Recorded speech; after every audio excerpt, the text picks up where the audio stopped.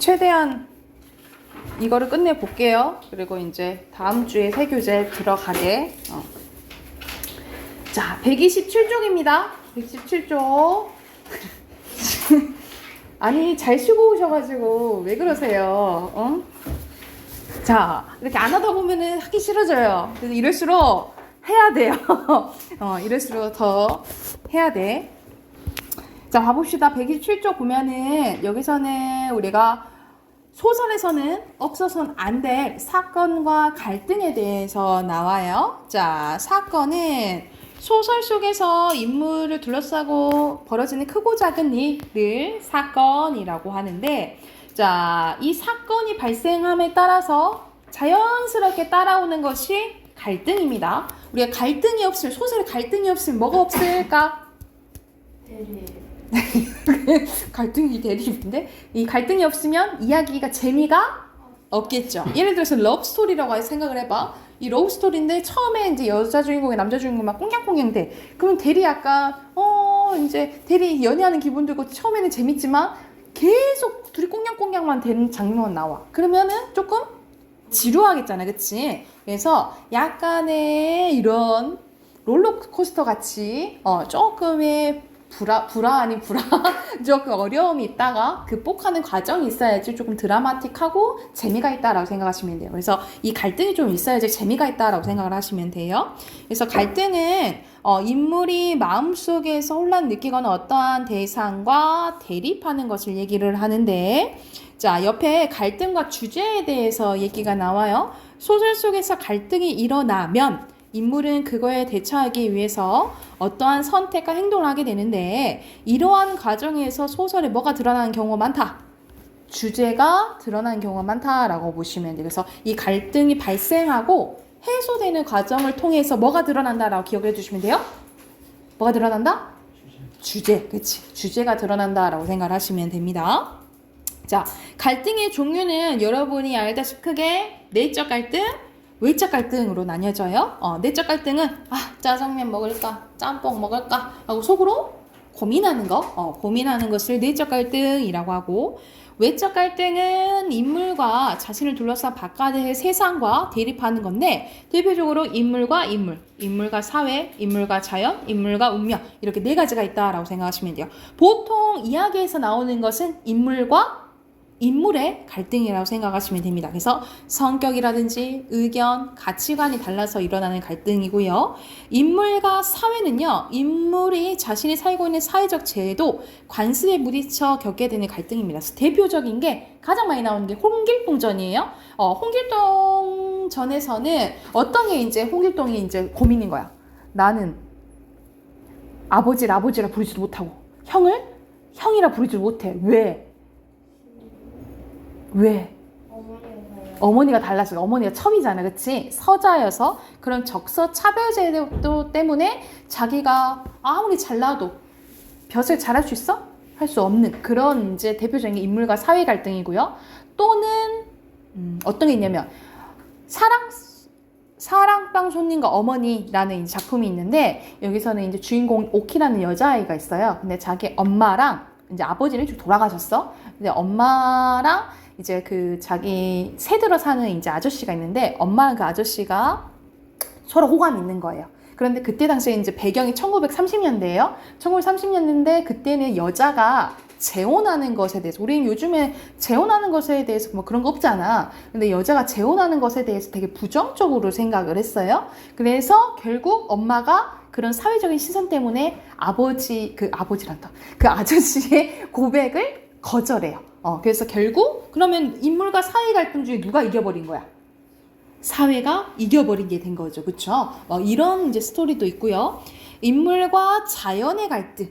말 그대로 나는 행복하게 살고 싶은데 갑자기 홍수가 났어. 또는 부산행처럼 좀비 바이러스가 퍼졌어. 그러면 내가 편안하게 살고 싶어도 그러지? 못하겠잖아요. 그치? 이런 게 대표적인 인물과 자연의 갈등이라고 보시면 되고요. 인물과 운명의 갈등입니다. 타고난 운명에 의해서 겪는 갈등이라고 생각하시면 돼요. 그래서 가장 대표적인 작품으로 영마가 가장 많이 나오는데, 우리가 영마 싹 꼈다라는 거 무슨 뜻이야? 영마는 한 곳에 정착하지 못하는 것을 얘기를 해요. 그래서 내가 여기에서 이제 계속 살고 싶어. 예를 들어 광주에서 계속 살고 싶어. 근데 내 상황이 자꾸 뭐 다른 지역을 가게 만드는 거라 생각하시면 돼요. 그걸 뭐 또 역마살 있다고 하거든요. 어디 정착하지 못하고 막 이렇게 움직이게 만드는 거라고 생각하면 되는데, 선생님도 그런 사주팔자 뭐 이런 게 나와요. 선생님 사주팔자 봤는데 나보고 후반부에 30대 역마살이 있다 그랬거든요. 그래서 막 해외 갈 수도 있다고 뭐 이런 얘기를 하던데, 해외는 무슨 광주도 못 벗어나고 있는데 지금 막 그런 소리를 하더라고. 그 작품이 역마라는 소설이 있는데, 이거 선생님 예전에 한번 얘기해 줬을 거예요. 기억나는 친구들은 있을 건데, 여기서 남자 주인공이랑 여자 주인공이 사랑에 빠지게 되는데 이룰 수 없는 사이인 거예요. 왜냐면 이제 이 남자가 장돌뱅이에요. 여러분, 장돌뱅이는 우리 시장 있죠? 시장을 막 돌아다니면서 물건 파는 사람들을 장돌뱅이라고 하는데, 그 사람은 되게 계속 돌아다닐 수밖에 없잖아, 그치? 그래서 남자 주인공이 역마살을 가지고 있는 거예요. 근데 이제 여기 남자의 엄마가 있는데, 이 엄마는 이 아들이 이제 결혼해가지고 정착했으면 좋겠다라는 생각을 한 거야. 근데 마침 마을에 부녀가 오게 됩니다. 그래서 일시적으로 이 아빠가 이 여자를 여기에 맡겨요. 그래서 그 사이에 이제 얘네들이 사랑에 빠지게 된 거야. 그래서 옳았구나. 이 남자의 엄마 입장에서는 이제 얘랑 결혼해가지고 정착하면 살면 되겠다 이렇게 생각했는데, 뜨드든 이루어질 수 없는 사랑이었어. 왜 그랬냐면, 알고 봤더니 이야기 기억 안 나요? 선생님 얘기 안 해줬어요? 했는데 기억이 확실하게 안 나죠. 알고 봤더니 두둔, 이 남자의 엄마 있잖아요. 남자의 엄마의 아빠가 이 사람이었어. 이해돼요?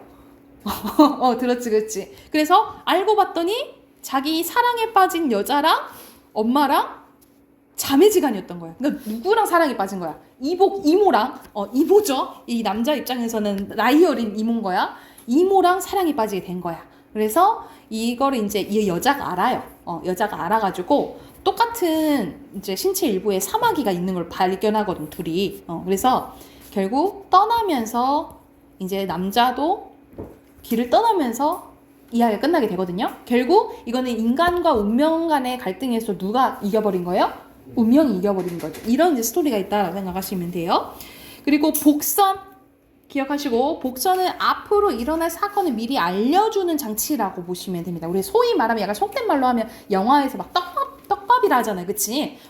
그래서 이어질 사건이나 결말을 암시하는 걸 복선이라고 해요. 그래서 우리가 보통 여기서는 뭐 시꺼멓게 죽은 코스모스 나와 있는데, 또는 뭐 도라지꽃. 도라지꽃은 뭐 이렇게 보라색인데, 우리 보라색은 약간 죽음을 상징해요. 왜냐하면 우리 죽으면 시체 막 파리하고 보라색으로 변한다 하잖아, 그치? 그래서 그런 것들이 죽음을 암시한다라고 기억을 해두시면 돼요. 그래서 복선은 항상 소설에서 계속 맨날 나오는 건 아니고 나오는 경우가 있는데, 보통 어디서 언급이 되냐면, 우리가 소설 구성 단계가 발단, 전개, 위기, 절정, 결말이잖아, 그치? 그래서 보통 발단이 아니라 전개에서, 보통 전개에서 제시되는 경우가 많다라고 보시면 돼요. 전개에서 제시되는 경우가 많다라고 보면 돼요.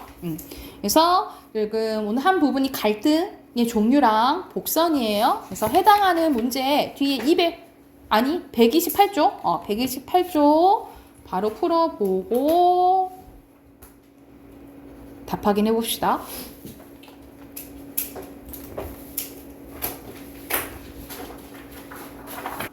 답 확인해 볼게요. 자, 1번에 여기서는 이거는 제목도 나와 있다. 자전거 때문인 거죠, 그쵸? 그리고 내가 도둑놈의 피일까? 막 이러면서 내가 왜 쾌감을 느꼈을까? 자전거를 훔쳤을 때? 라는 내적 갈등이 일어나는 거예요. 그리고 밑에 선생님 말한 역마 나오죠? 역마살을 타고난 성기와 같은 갈등은 인물과 운명의 갈등? 맞죠? 그리고 여기서는 역마살이 있는 아들을 보내줘야 한다는 생각과 보내기 싫다는 생각 사이 갈등을 겪고 있어? 얘는? 전혀? 아니죠. X예요. 그리고 밑에는 나와 명선이. 그러니까 이제 명선이가 여기가 주인공이고요. 그리고 명선의 죽음을 암시한다 했잖아. 이게 뭐라고? 복선이라고요. 그리고 밑에 조, 그리고 유별, 나 이렇게 쓰시면 되겠죠? 자, 앞으로 가서 작품 두 가지 봐볼게요. 122쪽으로 갑니다. 122쪽 보면 박완서의 꿈꾸는 인큐베이터라는 이제 작품인데, 여기서는 이제 가치관의 차이로 인해서 이제 스트레스를 받는 이제 주인공의 심리가 나와요. 한번 봐볼게요. 나는 1인칭이죠. 1인칭 주인공점인데 중년의 가정주부로 여동생의 아들 슬기의 유치원 재롱장치에 갔다가 슬기가 공연한 연극에서 여주인공으로 참여한 딸아이의 아버지와 이제 만나게 돼요. 두 사람은 잠시 대화를 나눕니다. 그건 그래요. 제 조카도 덩치만 컸지 계집애한테도 맡기만 한 허풍선이랍니다. 그런 주제에 그 역할을 그렇게 좋아하고 쓰는데요. 나중에 어찌됐던 건 당장 여자애들한테 위협적인 존재가 되는 게 신나나 봐요. 사내 꽃배기인지 뭔지 참 몇 남매 두셨습니까? 하고 이제 내가 물어본 거야. 남매가 아니라 자매를 두었습니다. 여자만 이제 둘인 거죠. 국민학교 1학년짜리를 하고 오늘 꼬마 염소 노릇한 녀석하고 딸만 둘입니다. 어머, 그럼 또 나오셔야겠네요. 그러니까는 무조건 뭐는 낳아야 된다고 생각하는 거야. 나는 아들은 낳아야 된다라고 생각한 거야. 아니요, 둘이면 족합니다. 아이들도 건강하고 우리 능력도 그렇고 지구 환경한테도 미안하고. 말씀은 그렇게 하셔도 속마음은 아니실걸요. 남 다 있는 아들 자기만 없어 보세요. 얼마나 비참하고 섭섭한가. 이런 식으로 얘기를 해요. 물건이면 당장 훔치고 싶다는 옛말이 조금도 그러지 않죠. 하긴 요새처럼 편리한 세상에서 훔칠 것까지 있나요? 뭐 수단 방법 안 가리게 되는 거죠. 그까 지꺼 하면서 여기서는 나는 어떤 사상 갖고 있는 사람이냐면 아들이 최고고 아들을 낳아야 된다라고 얘기하는 거예요. 이게 남아 선호 사상이 반영돼 있다라고 보시면 돼요. 여러분 이제 예전에는 이제 조선시대 생각하면 이제 남자가 대를 잇고 이제 이렇게 해야 되니까 남자는 무조건 낳아야 된다 하지만 요즘에는 안 그러잖아요. 별로 안 그러잖아요. 그치? 그리고 요즘에는 아들, 딸 상관없이 거의 한 명만 낳잖아요. 그쵸? 거의 한 명만 낳는 경우가 되게 많아서, 그리고 요즘에는 보면 거의 딸을 많이 선호하는 것 같아요. 딸을 많이 조금 선호하는데, 이제 요즘에는 선생님 친구들 이제 보면은 그냥 아들, 딸 상관없이 하나씩 거의 갖고 이제 둘째는 생각 없다라는 사람들, 친구들도 많고, 그리고 이제 처음에는 약간 아이를 막 갖고 싶어 하다가 처음에는 그냥 딸 갖고 싶어, 뭐 아들 갖고 싶어 이런 얘기 하잖아요. 근데 이제 만약 갖게 되면은 그냥 건강하게만 자랐으면 좋겠다 뭐 이런 생각이 있는데, 여기서 이 주인공은 무조건 남자는 있어야 된다라고 이제 생각을 하는 거야. 예전에는 막 아들 못 낳으면 막 쫓겨나고 막 그랬잖아요. 근데 지금은 상상할 수도 없는 거지, 그치? 나는 걷잡을 수 없이 수다스러워지는 데다가 무엇에 놀란 것처럼 입을 다물었다. 수다가 걷잡을 수 없었던 것보다 더 지독하게 수치심을 걷잡을 수가 없었다. 마치 실수로 중인 환실이 속바지를 까내렸다가 치켜 올린 것처럼 황당하고 망신스러웠는데 다행히 그가 내 치부를 본 것 같진 않았다. 그래도 나는 속으로 그럴 리가 없어. 저 자식은 시방 능청을 떨고 있는 거야 라고 은근히 겁을 먹고 있었대. 그러니까는 나도 이렇게 생각하는데 저 사람, 특히 남자라 했잖아. 더더욱 저 남자는 저렇게 생각할 리가 없어. 딸로 만족하지는 않을 거야. 이렇게 자꾸 이제 생각을 하는 거야. 섭섭하지 않다고는 안 했습니다. 아내가 둘째를 뵀을 때 아들이길 바란 것도 사실이고요. 이왕이면 아들, 딸 섞어서 색세가지로 갖고 싶은 게 인지상정 아닙니까? 그건 맞다. 인정은 해요. 근데 그거하고는 다르죠. 첫 아들 낳은 사람이 둘째는 딸이었으면 하는 건 괜히 그래 보는 배부른 수작이라고요. 그 사람들 조금 더 절실하지 않아요. 두 번째도 아들이면 지네들이 특별한 기술이 있는 사람처럼 으스다미 으스다했지 손톱만큼도 섭섭해야 할 줄 아세요? 아시겠어요? 하면서 사실상 이렇게까지 말할 필요가 없는데 얘는 이런 강박증에 이제 살고 있었던 사람인 거지. 나는 다시 열오른 목소리가 되었다. 그제야 남자는 고개를 갸우뚱하더니 바보 같은 목소리로 말했다. 모르겠는데요. 왜 내가 그걸 알아야 되는지 더욱 모르겠고요. 지금 행복하지 않으시죠? 내 말이 맞죠? 아들이 없다는 건 결혼 생활에 행복에 중대한 결격사유란 걸 인정하셔야 돼요. 하면서 자신의 가치관을, 자신의 생각을 뭐 하는 거예요? 강요하는 거예요. 근데 사실 이렇게 할 필요가 없는데 이 사람은 이렇게 살아왔는데 저 남자는 아들도 없는데 행복하다고? 그럴 수 없어. 이런 거에 대한 이제 화가 나는 거야. 왜 그걸 강요하십니까? 본인이 조금도 그렇게 안 느끼는 거 가지고 그가 여간 곤혹스러워 보이지 않았다. 암만 해도 나보단 덜 곤혹스러우리라. 나는 이 세상에 아들이 있고 없고 인생의 불행하고는 연관지어서 생각해 본 적이 한 번도 없는 것 같은 남자를 만난 게 대단히 곤혹스럽고 어떤 거야? 기분이 나쁜 거야. 왜 저 사람은 아들도 없는데 저렇게 기분 좋아? 막 이런 식으로 이제 화가 난 거야.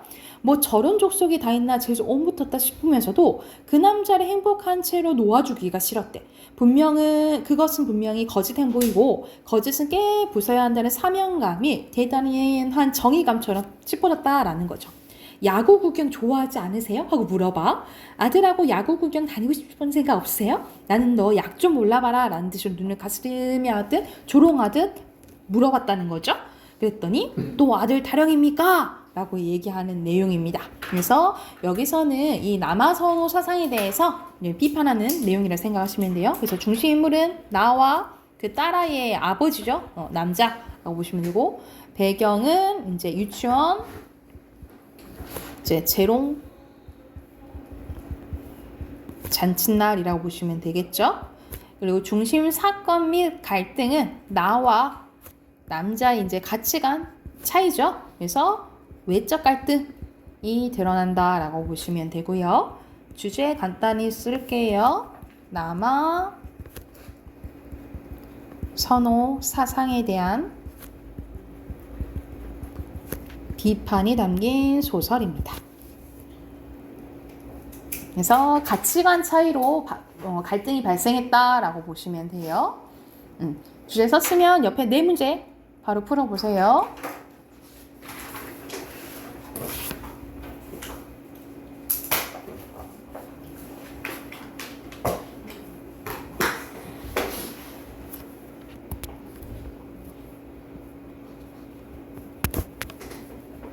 자, 같이 보면 순서대로 재롱잔치 그리고 수치심이고요. 2번에 알맞은 건요? 나는 아들이 항상 필요하다 생각하지, 그치? 4번이고 3번이고요. 그리고 4번에 외적 갈등이죠. 뒤로 넘기면 유명한 이문열의 우리들의 일그러진 영웅에 대한 부분입니다. 그래서 거의 초반부 내용인데 말 그대로 이거는 이제 어떤 것을 이제 비유한 소설이냐면 우리 1970년대 뭐 80년대 이렇게 하면은 독재 정권이잖아, 그치? 이때를 약간 빗댄 소설이라고 생각하시면 돼요. 하지만 30년이 가까워지는 오늘까지도 그 전학 첫날의 생생하게 기억하게 만든 것은 아무래도 엄석대와의 만남이 될 것이다 하면서 자 이제 과거를 회상하는 이제 부분이에요. 모두 저리 비켜. 아이들이 나를 둘러싸고 앞서 말한 그런 실없는 것들이나 묻고 있는데 이제 전학을 오게 된 거야. 문득 그들 등 뒤로 그런 소리가 나지막하게 들려왔다. 나를 잘 모르는 나에게는 담임선생님이 들어온 것이 아닐까라는 생각이 들 만큼 어른스러운 변성기의 목소리였는데 아이들이 움찔하며 물러서는데 나까지 놀라 돌아보니 가운데 맨 뒤쪽에 한 아이가 버티고 우리 쪽을 지그시 바라보고 있었다. 아직 같은 반이 된 지 1시간밖에 안 됐지만 그 아이는 나도 알아볼 수 있었는데 담임선생님과 내가 처음 교실을 들어왔을 때 차례 경례를 소리친 것을 보아 급장인 듯한 아이였다. 그러니까 반장같이 보였다는 거죠. 그러나 내가 그를 엇비슷한 60명 가운데 금방 구분해낼 수 있었던 것은 그가 급장이라서 하기보다는 다른 아이들과 머리통 하나가 더 있어 별 만큼 큰 앉은 키와 쏘는 듯한 눈빛 때문이었대. 한병태랬지? 나 이름이 한병태인 거죠? 이리 와봐. 그가 좀 전에 똑같은 나지막한 힘실린 목소리를 말했다는 거죠. 손끝 하나 까딱하지 않았으나 나는 하마터면 일어날 뻔했대. 그만큼 그의 눈빛이 이상한 힘으로 나를 끌었다. 하지만 서울에서 다른 아이다운 영악함으로 마음을 다잡았다. 이게 첫 싸움이다. 그러니까 말 그대로 여기서 쫄아서는 안 된다. 물러서는 안 된다. 이렇게 생각을 한 거죠. 문득 그런 생각이 들며 버티는 데까지 버텨볼 작정이었다. 처음부터 호락호락해 보여서는 앞으로 지내기 어려워진다는 나름의 계산도 있었지만 다른 아이들의 까닭모를 거의 절대적인 복종을 보자 야릇한 오기가 난 타시기도 했다는 거죠. 왜 그래? 내가 아랫도리에 힘을 주며 깐깐히 묻자. 그가 물어볼 게 있어. 물어볼 게 있다면 네가 이리로 와. 이렇게 이제 강하게 얘기한 거야. 뭐? 예수는 그의 눈꼬리가 치켜 올리는 것 같더니 이내 별수를 다 듣는다는데 다시 피식 웃었다. 그런 다음 더는 입을 열지 않고 나를 가만히 보았는데 그 눈길이 너무 손짓이 맞받기가 몹시 어렵다는 거죠. 하지만 이미 내친 김이었다. 이것도 싸움이다 싶어 안간힘을 다해 버티고 있었는데 그 아이 곁에 앉아있던 키 큰 아이 둘이 일어나 내게로 왔대요. 일어나 임마. 둘 다 금세 덤벼들게 하듯이 성난기색이었대. 아무리 가늠해봐도 힘으로는 어느 쪽도 당해내기가 어려울 것 같은 녀석들이었다. 나는 얼결에 벌떡 일어났다. 그 중에 하나가 왁살스레 그런데 옷깃을 잡으며 소리쳤대. 임마 엄석대가 오라가잖아. 급장이. 그러니까 급장 이름이 이제 엄석대인 거지. 내가 엄석대란 이름을 들은 건 그때가 처음이었다. 그 이름을 듣는 순간 내 기억에 새겨졌는데 아마도 그것은 그 이름을 말하는 아이의 말투가 유별났기 때문인지를 몰랐다. 무언가 대단히 높고 귀한 사람의 이름을 부르고 있다는, 그래서 당연히 존경과 복종을 받쳐야 한다는 그런 느낌을 주는 사람이었다는 거죠. 그게 다시 나를 까닭 모르게 뭉쳐들게 했지만 그래도 물러설 수는 없었다. 100여 개의 눈초리가 나를 지켜보는 까닭이었다. 너희들은 뭐야? 나는 체육부장이고 쟤 미화부장이다. 뭔가 이제 장들을 이제 갖고 있는 거지, 그치? 그런데 너희가 왜 엄석대가 급장에 와보라고 하잖아. 내가 그에게 가서 대령해야 할 때는 유일한 이유가 그가 엄석대고 급장이기 때문이란 거 2번이나 되풀이 듣게 되자 비로소 나는 심상찮은 느낌을 들었다는 거죠. 이때껏 서울에서 내가 겪었던 급장들 하나같이 힘과는 멀었는데 집안이 넉넉하거나 그러니까 보통 범생이들이 이제 약간 반장을 했었던 거지, 그치? 운동을 잘해 거기서 얻은 인기로 급장이 되는 수도 있었으나 대개는 성적순으로 급장 그리고 부급장 결정되었고 그 역할도 급장이란 지체에 가지는 명예를 빼면 우리와 선생님 사이의 심부름꾼에 가까웠다. 드물게 힘까지 센 아이가 있어도 그걸로 아이들을 억누르거나 부리려고 드는 법은 거의 없었다. 다음 선거가 있을 뿐만 아니라 아이들도 그런 걸 참아주지는 않는 까닭이었다. 근데 나는 그날 새로운 성질의 급장을 만나게 된 것이었다.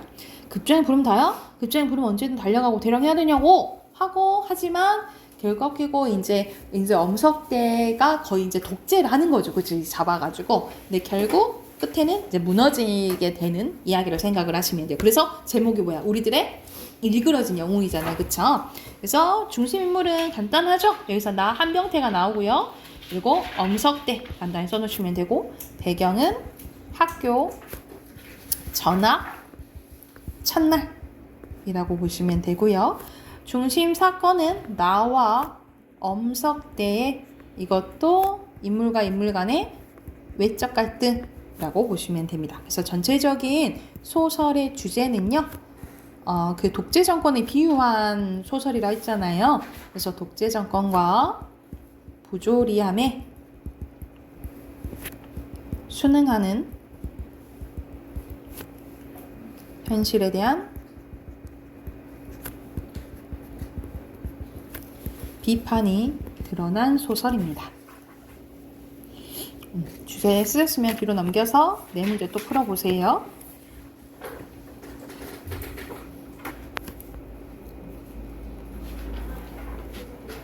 자, 답하기 바로 해봅시다. 5번의 순서대로 엄석대 급장이고요. 6번에 알맞지 않은 거 아니 몸싸움 안 했죠? 6번이 2번이고 7번에 2번 원래 알고 있던 급장과는 엄석대 다르다 했잖아요. 그치? 그리고 8번에 엄석대입니다. 자, 우리 한 해 더 해봅시다. 어디로 가냐면 먼저 1호 먼저 할게요. 136쪽으로 갑니다. 136쪽. 자, 136쪽에서는 우리가 시점에 대해서 나와요. 시점 우리가 알고 있지만 전반적으로 선생님 추가적인 이론 좀 알려주고 앞에 있는 또 작품 2개 봐볼게요. 자, 우리가 시에서는 말하는 사람이 시적 화자라고 했고 우리가 시인과 시적 화자는 1차일 때도 있고 1차지 않을 때도 있다 했잖아요. 근데 우리가 소설에서 말하는 서술자는 작가와 1차일까요? 작가와 1차지 않아요. 왜냐면 소설은 허구잖아. 거짓 이야기잖아. 그치? 그래서 거기서 말하는 서술자도 허구의 인물이라고 생각하시면 돼요. 그래서 소설에서 이야기를 전달하는 사람으로 1인칭, 3인칭으로 나뉘지만 알아둬야 될 게 작가랑 일치한다, 안 한다? 전혀 일치하지 않는다. 허구적인 인물이다 라고 보시면 돼요. 허구적인 인물이에요. 그리고 시점은 이 서술자가 어느 위치에서 전달하고 있냐 이 부분을 생각하시면 되는데 서술자 이야기를 전달하는 방식이나 관점을 뭘 한다? 시점이라고 한다 라고 보시면 돼요. 시점.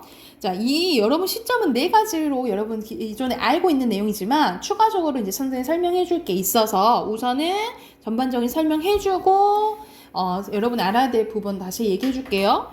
자, 1인칭 주인공은 말 그대로 요놈들은 서술자가 작품 안에 있는 거죠. 작품 안 또는 속에 있는 것을 1인칭이라고 하는데 내가 말하는데 내가 주인공이에요. 그럼 말 그대로 1인칭 주인공 시점이죠. 그래서 작품 속 주인공인 내가 자신의 이야기를 전달하는데 자 여기서 특징은 독자에게 친근감을 준다라고 보시면 돼요. 독자에게 친근감을 준다라고 보시면 되고요. 그리고 1인칭 관찰자 시점은 나가 말하긴 하지만 내가 주인공이 아니야. 주인공이 따로 있는 거예요. 그래서 내가 주인공의 이야기를 관찰해 전달하는데 그러면 주인공의 심리를 알까 모를까? 모르잖아. 그치? 그래서 1인칭 주인공 시점보다는 약간의 상상력이 필요하다라고 보시면 돼요. 그 주인공의 심리를 추측해야 되니까. 그리고 이거는 3인칭은 서술자가 작품 밖에 있는 거예요. 작품 밖에. 자, 먼저 전지적 작가 시점입니다. 전지적 작가 시점은 모든 것을 알고 있는 거예요. 그래서 작품 밖에 위치한 서술자가 모든 것을 다 아는 신처럼 인물의 속마음, 사건에 숨겨진 속사정까지 다 전달을 합니다. 그러면은 독자가 상상할 필요가 있을까? 없을까? 범아? 있을까? 없을까? 상상할 필요가 없겠죠. 그쵸? 그래서 독자의 상상력을 가장 제한시켜준다라고 보시면 돼요. 상상할 필요가 없다라고 생각하시면 되겠죠. 그에 반해 3인칭 관찰자 시점은요. 작품 밖에 있는 서술자가 그냥 보이는 것만 서술하는 거예요. 인물의 행동과 사건 그리고 겉으로 보이는 대로 관찰하여 전달을 합니다. 그래서 시점 중에서 가장 객관적이다라고 봐요. 보이는 그대로 서술을 해서. 그러면 서술자가 심리를 얘기 안 해주잖아. 그치? 그러면 독자가 다 추측을 해야겠죠. 그쵸? 그래서 우리 시점 중에 독자의 상상력이 가장 많이 유발되는 시점이라고 보시면 돼요. 독자의 상상력이 가장 많이 유발되는 시점이라고 보시면 됩니다. 그리고 옆에 요거 한번 봐볼까요? 이거는 이제 전지적 작가 시점의 특징인데 특히 전지적 작가 시점 중에서 전지적 작가 시점은 서술자가 모든 것을 안다 그랬잖아. 그치? 그래서 서술자가 이 사건에 대해서 서술하면서 갑자기 자기가 끼어드는 경우가 있어요. 끼어드는 경우가 있어서 한마디 하는 경우가 있는데 그것을 뭐라고 하냐면 서술자가 개입하는 것을 편집자적 논평이라고 해요. 이거는 간단하게 서술자가 개입하는 거라고 생각하시면 되고 고전소설에서 주로 나타난다라고 보시면 돼요. 그래서 보통 심청이가 인당수에 빠져. 그럼 너무 불쌍하잖아. 그래서 서술자가 아이고 심청이 불쌍 안 지고 이런 식으로 나와요. 그럼 서술자가 개입하는 편집자적 논평을 생각하시면 되겠죠.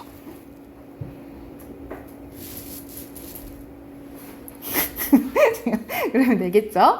자, 그리고 여러분 알아야 될 게 뭘 선생님이 알려주려면 이거는 이제 조금 고등 과정에서 조금 나오는 부분이긴 한데 자, 서술자와 독자와 인물의 관계를 잘 보셔야 돼요. 여기서 거리라는 단어를 쓰거든요. 거리라는 단어를 쓰는데 자, 여기서 선생님 두 가지를 쓸 거예요.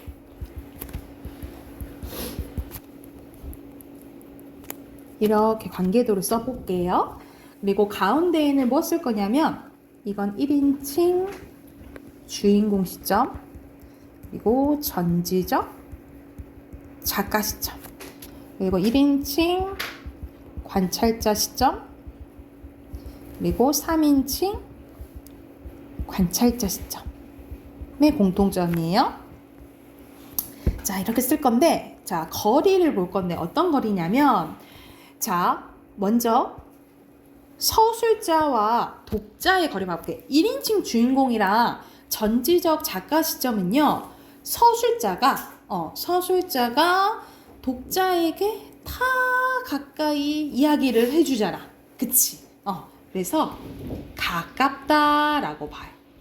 그리고 서술자가 인물에 대해서 다 알죠. 그치? 그것도 이래서 가깝다라고 봐요.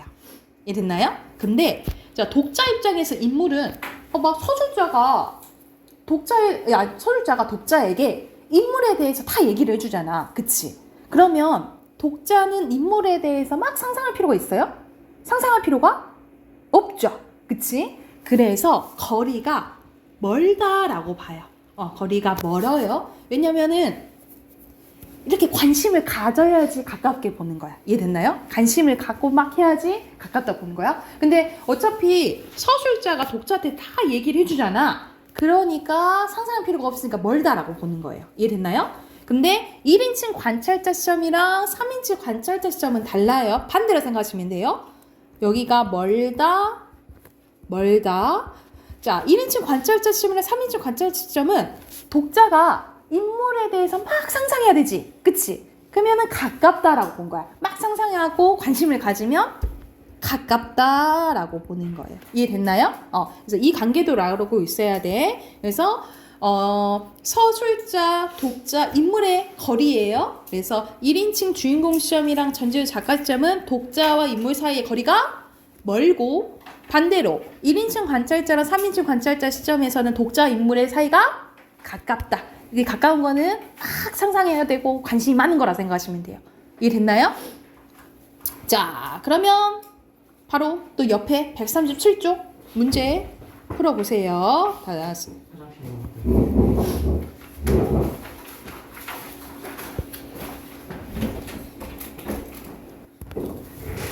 자, 순서들 1번에 나 1인칭 관찰자 시점이에요. 그 주인공이 사랑송이가 어머니예요. 그리고 3번에 X, 대화를 통해서 얘기하는 거는 간접입니다. 그리고 4번에 O, 그리고 5번에 3인칭, 6번에 전지적 작가, 7번에 만무, 8번에 공세입니다. 자, 작품 두 가지 있는데 간단하게 있어요. 쌤이 오늘 이거까지만 하고 오늘 마무리 해줄게요. 아셨죠? 130쪽 가볼게요. 130쪽. 자, 130쪽 가보면 눈사람 속에 검은 항아리라는 이제 김소진의 소설인데 내용은 정말 간단합니다. 봐볼게요. 나는 재개발이 시작되어 이제 곧 사라지게 될 고향 산동네를 찾아가면서 추운 겨울 그리고 변소에 갔다가 짠지 항아리를 깨뜨렸던 어린 시절의 기억을 떠올리게 됩니다. 그러니까 과거 회상을 하는 거죠. 그죠? 나는 깨진 단지를 눈으로 천천히 확인하는 순간 입술에 파루를 떨었다. 어찌 떨지 않을 수 있었을까? 그 단지 임자가 욕쟁이 함경도 할머니임에 틀림없으리다. 내 이 배랑 맞아 뒤질놈의 아새끼를 봤나? 하는 욕설이 귀에 쟁쟁해지자 등 뒤로 올라온 뜨뜻한 열기가 목덜미와 정수리께를 휩싸며 치솟아 올라 추운 줄도 몰랐다. 눈을 비비고 또 비볐지만 이미 벌어진 현실이 눈앞에서 사라질 줄은 만무했다. 집 안팎에서 귀청이 떨어져라 퍼부어질 지천과 메타작이 감소하는 게 상수인 듯 싶었다. 아무도 밟지 않는 첫길이라고 일부러 발끝에 힘을 주어 제껴딛고 가느라 우리 집 앞에 변수 앞에서 뚜렷이 파인 눈 위에 내 발자국은 요즘 말로 도주 및 증거인멸의 가능성이 일찌감치 봉쇄하고 있는 터였다. 아까 봉쇄란 단어가 여기서 나오네요. 그죠? 이미 9가구의 어느 방 안에 있었는지 잠에서 깨어난 사람들이 내 행동을 처음부터 끝까지 지켜보기라도 한양 두렁거린 목소리를 들려왔는데 나는 울기 전에 최후의 시도를 하기로 맘먹었다. 하면서 이런 주문을 외운 거예요. 막 이렇게 주문을 외운 거야. 손오공이 부리는 조화를 기대하며 입속으로 주문을 반복해서 외웠다. 그러고는 고개를 획 돌려 깨진 단지를 내려다보았는데 주문이 헛되이 되지 않았는지 내 입가에서 기쁨의 미소가 어렸는데 왜 그랬냐면 깨진 단지는 그 모양 그대로였지만 어떤 기발한 생각이 나서 이렇게 웃었던 거죠. 별똥별처럼 주기법 나왔네. 머릿속을 스쳐 지나가기 때문이다. 그렇다. 눈사람이다. 나는 가슴이 터질 듯 기뻐 하늘 향해 두 팔을 쫙 벌렸대. 일단 이 아침만큼은 별일 없이 맞이할 수 있겠지. 나는 장갑도 끼지 않은 손으로 서둘러 주위의 눈을 긁어모기 시작했는데 마침 찰기가 좋은 눈이어서 손이 한번 닿을 때마다 흙 알갱이가 알알이 밝힌 눈덩이들이 둘러붙어 올라왔다. 나는 우선 항아리 주변에 눈사람의 아랫부분을 뭉쳐 놓았는데 그리고는 조금 작은 눈덩이를 서둘러 올려놓았다. 그렇게 해서 깨진 단지를 감쪽같이 눈사람 속에 집어넣을 수 있었던 것이다. 너 나와서 벌써 떠나서 노는구나. 부지런하구나. 바로 이웃방에 사는 현정이 아빠가 담배를 꼬나물고 변소해 가려고 내복바람을 나왔다. 방학 숙제로 내 일기를 쓰는데요. 눈사람 굴리기라고 라도 해서 적으려고요. 앞으로는 날이 따뜻해서 눈사람 만들려도 그러지 못할 거예요. 이것도 굉장히 녹을걸요? 하면서 약간 처세술을 이제 잘해서 이제 핑계를 이렇게 댄 거지. 그래서 그때에 깨진 항아리에 대한 에피소드를 이제 상기한 짧은 단편 소설이라고 생각하시면 됩니다. 그래서 중심 인물은 나밖에 없죠?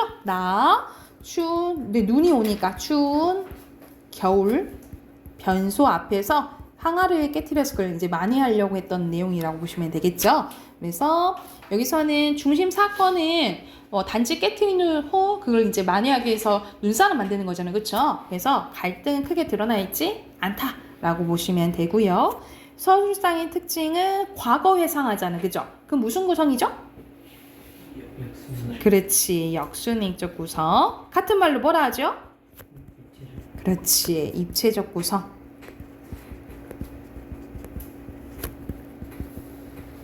이라고 보시면 됩니다. 요 주제는 간단합니다. 어린 시절 떠올린 거죠? 유년 시절의 추억이에요.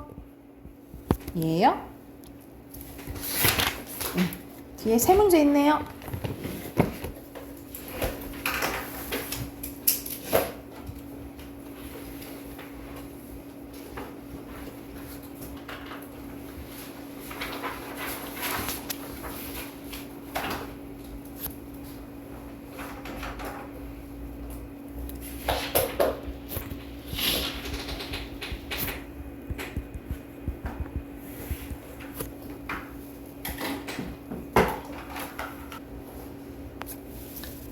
1번 순서대로 나 단지 눈사람이죠. 2번에 알맞은 거 뭐예요? 내 이야기를 하잖아. 그치? 1번이고요. 3번에 4번이죠. 너무 쉽네. 자, 넘기면 134쪽 가볼게요. 정직한 사기아니입니다. 말부터 제목부터 말이 이상하죠? 정직한데 사기친다는 약간 그런 의미가 있어요. 그래서 약간 제목이 조금 역설적이긴 한데 내용 한번 봐볼게요. 약간 역설적 제목이라고 보시면 돼요. 역설법이 들어간 제목입니다. 위조 지폐를 만드는 가족인데 사장, 사원갑, 사원을, 병이 빌딩에 유령 회사를 차려놓고 누명을 써서 전과자가 된 청년을 사원으로 채용을 하거든요. 일부러. 그래서 청년은 한 달치 월급을 받고 위조 지폐로 양복을 구입하다가 사복 형사에게 잡혀서 사무실로 끌려오는 상황이라고 생각을 하시면 돼요. 그래서 여기서 봤을 때 사장님, 선생의 간편 무역 사장입니까? 그렇습니다. 이분이 바로 잘못 아시고 오신 모양이군. 용산서에서 오셨어요. 나한테? 무슨 일로? 이 남자가 선생님 회사에 취직했다는데쇼? 천만에 대체 누구입니까? 이 남자는 난 생면 부지옷이다. 생면 본 적이 없다고 이제 탁 잡아뗀 거예요. 그래서 아닙니다 사장님. 그런 말씀이 어디 있습니까? 금방 제가 눈물 흘리고 고마워하지 않았어요? 저 여기 사원이에요 사장님. 임마 아직도 거짓말이야? 어? 아니요 나으리 몰라요. 나으리 아시가 아십니다. 회계 과장이 한 달 월급을 선불 주시고 양복을 사입으라고 하고 달러 지폐를 주셨어요. 임마 떠들지 마라. 글쎄 이 미련한 친구가 누굴 속여보겠다고 100불짜리 지폐를 위조해가지고 백주에 대여 서울 내거래 횡행합니다 그래요. 그래서 월급을 받았다? 임마 뭐 양복을 찍겠다고? 가짜 돈을 찍으려면 남이 봐도 그럴듯이 하게 만들어. 진짜 100불짜리 구경도 못했을 자식이. 가자 임마 실례 많았습니다 하고 형사는 얘 말을 이제 믿지 못하고 이제 데리고 가는 거죠. 천만에요. 청년이 사부 형사의 강제로 끌려 나가게 됩니다. 사장과 사원갑 그리고 사장실로 사원정은 복도로 가서 청년이 간 뒤를 물끄러미 바라보는데 결국 또 실패지. 그러니까 위조 지폐를 만드는데 그럴듯하게 만들지 못한 거죠. 그래서 거의 청년을 가지고 실험을 한 거야.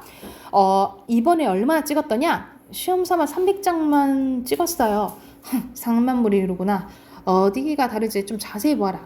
도안이 좀 이상하다 했더니만 도안이 아니에요. 형님 인쇄 잉크가 달라요.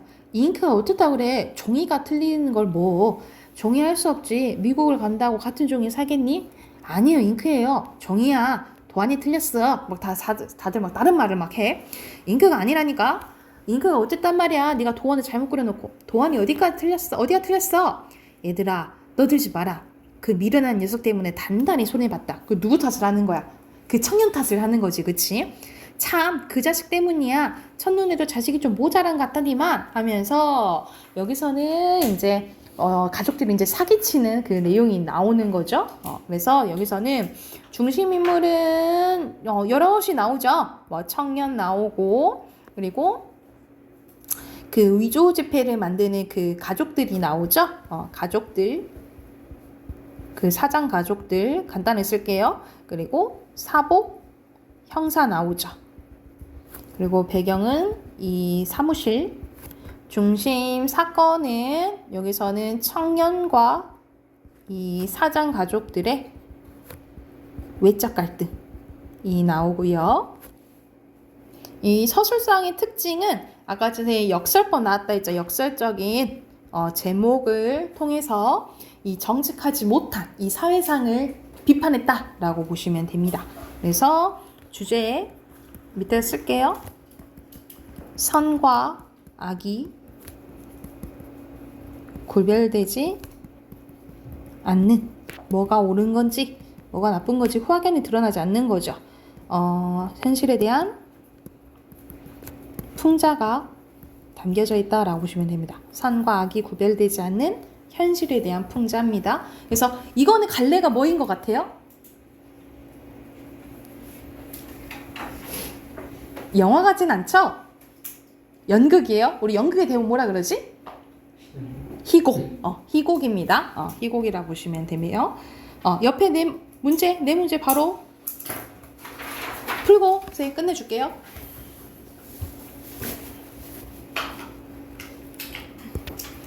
자, 순서대로 희곡이라 했죠? 대사, 지시문. 5번이 몇 번 아닌 거? 3번. 오케이. 6번에요. 1번. 마지막 위조 지폐입니다. 오케이.